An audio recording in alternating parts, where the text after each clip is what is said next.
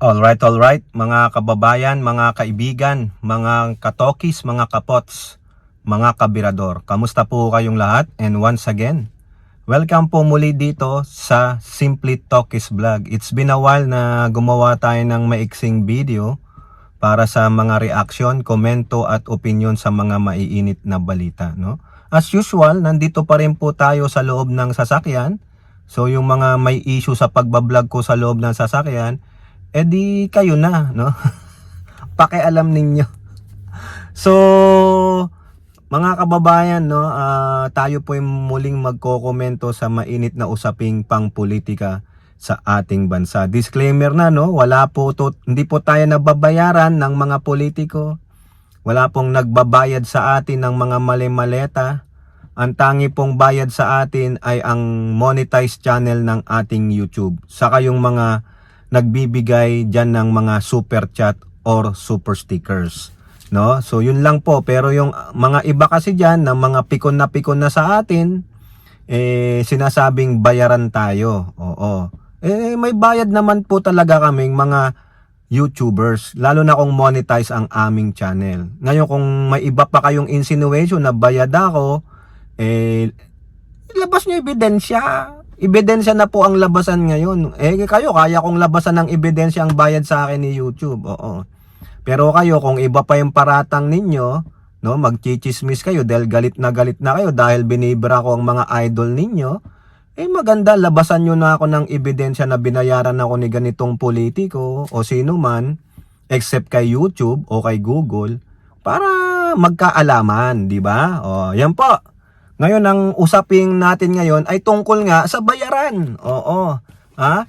Mga ilang mambabatas binuweltahan ang kapwa mambabatas. Oo. Kasi itong isang mambabatas na binuweltahan ay puro daldal, puro laway lang. Na ang sinasabi niya na ang mga miyembro daw po ng Kongreso na kung saan kabilang siya ay nabayaran na.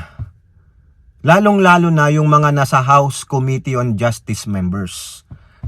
Yan daw po ay nabayaran na. Bumoto po kasi sila ng may probable cause ang impeachment ng kanyang kapatid na si Overseas Vice President GWA BOBO.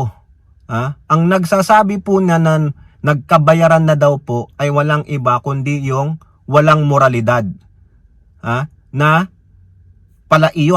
palaitog ng pokpok at gustong manaksak ng bugaw, manakit ng kapwa Pilipino. Congressman ba yan? Di ba walang moral ascendancy tapos magsasalita siya na nabayaran daw di umano ang mga congressman? Wala naman siya ebidensya. Nasaan ebidensya mo? So ibig sabihin yung 53 members, including yung kakampi ninyo, yung fierce defender ninyo, na si Suntay, di ba? Ay nabayaran. Hindi po kasama si Marcoleta, yung Piluca Boy Jr. Hindi po siya kasama dahil di naman siya membro. At yung iba pa yung mga Duterte allies dyan. Yung Rodriguez, di ba? Lakas din makadepensa kay Sara Duterte yan dun sa impeachment hearing. Nabayaran din. 53-0 53 members voted na may probable cause, so nabayaran sila. Ngayon kung ano-ano pa ang pinagsasabi mo. Meron na naman daw keso sa Senado na okay na daw. Bayad na daw yung mga senador. Nasaan ang ebidensya? Ikaw bilang mambabatas, dapat maging ehemplo ka. Kung meron kang akusasyon, ilabas mo ang ebidensya. Remember, the burden of proof lies with the accuser. Ina-accuse mo ang mga kapwa mo mambabatas na nabigyan na. Ngayon, pinalagam po siya dyan. Pumalag dyan, unang-una, yung chairman ng House Committee on Justice na si Congressman Beatrix Luistro. Di totoo yan. We base our vote, we base our decision base sa aming konsensya at base sa ebidensya na pinresinta. Ganon din po si Janet Garin. At higit sa lahat, si Paulo Ortega ng 1st District ng La Union. Sinasabi niya, huwag ka puro daldal. Kung meron kang matibay na ebidensya, ilabas mo, magpangalan ka, sino yung nabayaran at sino ang nagbabayad. Hindi puro ngaw-ngaw ka sa social media. Hindi puro daldal ka, puro dila at bungangang ginagamit mo, yung baho-baho ng bunganga mo. Oo, puro ka akusasyon, puro ka planting intrigue, a narrative, pero nasaan ang ebidensya? Di ba tatak Duterte lang? Ganyan po ang gawain ng mga Duterte. Binanggit na rin ng tatay mo yan, I planted evidence. I planted an intrigue. O, sa intriga, mag-float ka ng intriga, o nabayaran na yung mga yan, ayos na ang buto-buto. Nasaan ang prueba? Sa panahon ngayon, hindi na uso yung you float an intrigue, hindi na po eh. Ngayon po, sa panahon ngayon, kinakailangan ng ebidensya.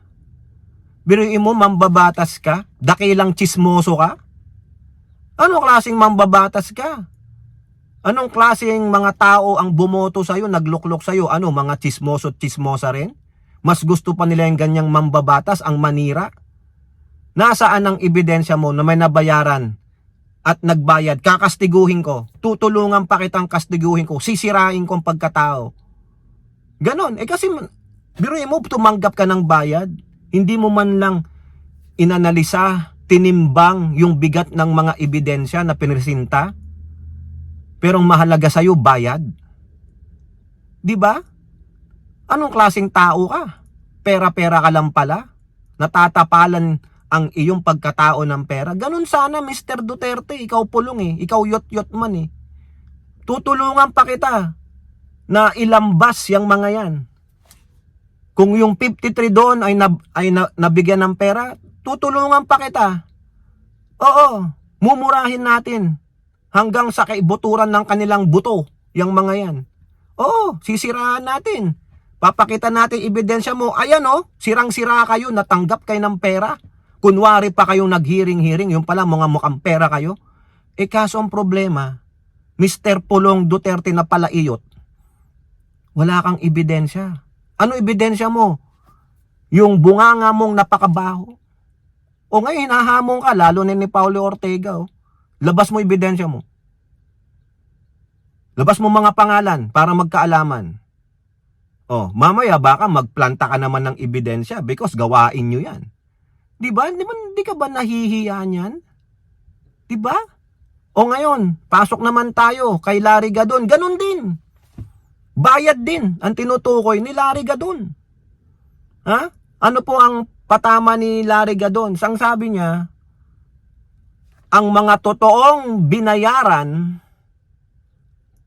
ay ang mga dumidepensa dun sa ini-impeach. Bakit sa patuloy na pagbabalingwala ni Sara Duterte, pagwawalang hiya, hindi pagrespeto sa Kongreso, patuloy nyo pa rin pinagtatanggol. Nakita nyo na yung mga ebidensya na nanggaling sa AMLAC, nanggaling kay Trillanes, nanggaling sa video, sa analysis ng MBI. Todo depensa pa rin kayo. Anong klaseng tao kayo? Ibig sabihin, splice, curated yung sa MBI. Pinorensik eh. Kayo ang may kasalanan nun eh. Kinalat ninyo sa social media eh. O, yung sa AMLAC, diba?